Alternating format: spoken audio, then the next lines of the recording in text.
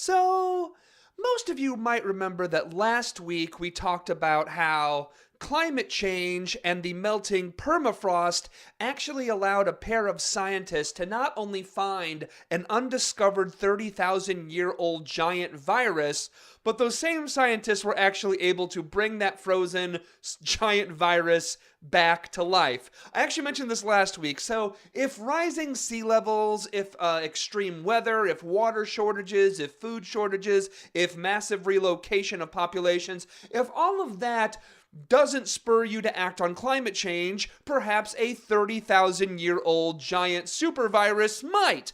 Well, so, okay, if that didn't spur you to care about climate change, if a 30,000-year-old giant virus didn't, I actually have another story for you this week that hopefully will. I know most of you already do care about climate change, but this is for the few maybe listening who may not. So, okay, if you are someone in this country who is concerned about terrorists, a terrorist attacking the United States. Frankly, if you're someone who really cares about terrorists, you probably shouldn't. I mean, you're statistically more likely to get struck by lightning than killed in a terror attack. You're statistically more likely to die in a car wreck. So if you drove less, you'd actually help the environment, but I digress. This story isn't about carpooling and mass transit. No, but you should use both of those as much as you possibly can. This story, though, ladies and gentlemen, is in fact about terrorists and terrorism. And if you are someone who is very concerned about terrorists and terrorism, how you need to start caring about climate change, and you need to start caring about it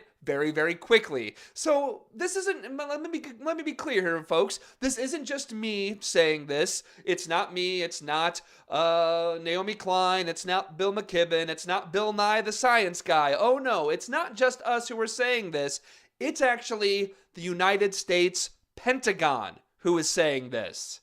Yeah, those guys, the Pentagon. You know the one I'm talking about, the ones with all the guns and the missiles and the wars and the drones and the killing. That Pentagon, the United States Pentagon. So our buddy Steve Horn over at DeSmog Blog actually has a report on how last week the United States Department of Defense released their 2014 Quadrennial Defense Review. It's a report that comes out every 4 years where they assess what they perceive as global threats to United States security. Well, reading from this report, this is again from this report, quote, "Climate change poses another significant challenge for the United States and the world at large. As greenhouse gas emissions increase, sea levels are rising, average global temperatures are increasing, and severe weather patterns are accelerating."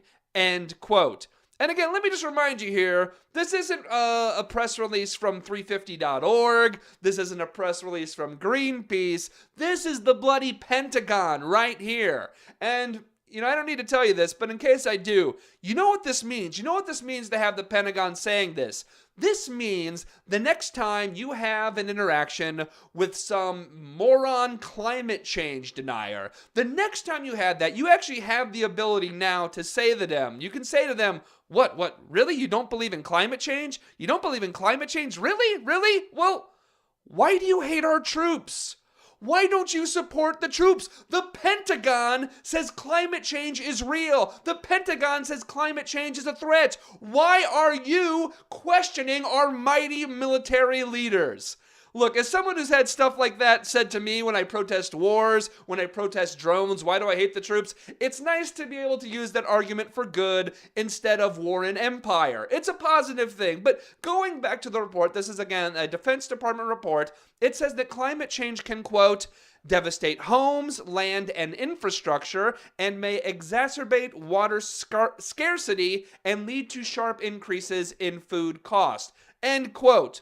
You know, scary stuff, important stuff, but scary. But frankly, those things are actually things that we've talked about a good deal here on the Matthew Filipowicz Show. We talk about this stuff a good deal. And like the 30,000-year-old giant virus story that we talked about last week, what I'm trying to do is I'm trying to think of new ways to reach new audiences and get those new audiences to care about climate change. So again, I am going for those who are scared of terrorists. I'm going for those who are scared of terrorist crowd today. So again, reading from DeSmog Blog, quote, The QDR says the desperation that many people, particularly in poorer regions, will face due to climate change impacts could lead to, quote, resource competition and even terrorist activity. There you have it, ladies and gentlemen. Terrorists. Look, and while I'm someone who believes that our military policies, like invading other countries and drone and missile strikes and dirty wars and shadow wars, I believe that those policies actually lead to creating more terrorists. It's undeniable, ladies and gentlemen, that if people do not have water, people are going to die. People are going to die from more extreme weather. People are going to die because of lack of water and lack of food. They will die from that, and they will, frankly, kill because of that. They will kill trying to get water. This isn't a new concept here either. Many military thinkers have said for quite some time that our last wars were fought over oil, but future wars in the next decades are going to be fought over access to clean water, which again, all human beings need to survive. This is not that, this isn't rocket science. People need water. If they don't have it, they're going to do whatever they can to get it, or they're going to die. So the report, and again, this is a Pentagon report, goes on to say, quote, the pressures caused by climate change will influence resource competition while placing additional burdens on economies, societies, and governance institutions around the world. These effects are threat multipliers that will aggravate stressors abroad, such as poverty, environmental degradation, political instability, and social tensions, conditions that can enable terrorist activity and other forms of violence. End quote. And again, I'm talking as someone who hates and despises the military-industrial complex. I can tell you right here, the Pentagon is 100% correct in this instance. Steve Horn accurately points out the irony here is that the Pentagon by itself, not even counting the entire United States, but the Pentagon alone is warning about consequences of climate change while they themselves are one of the most gigantic consumer of fossil fuels in the world by themselves. Again, just the military here. But climate change is so real, and the consequences of climate change are so dire that our military is preparing for it. So let me ask you again, those who may not be convinced that we should be acting on climate change now. Do you hate war? Do you hate terrorists attacking Americans? If you do, we need to act on climate change now. And so, again, let me ask you, if war, if terrorists, if massive relocation, if food and water shortages, if cities underwater, if a giant 30,000-year-old virus doesn't spur you to action, I ask this with complete sincerity, what will? We'll be right back.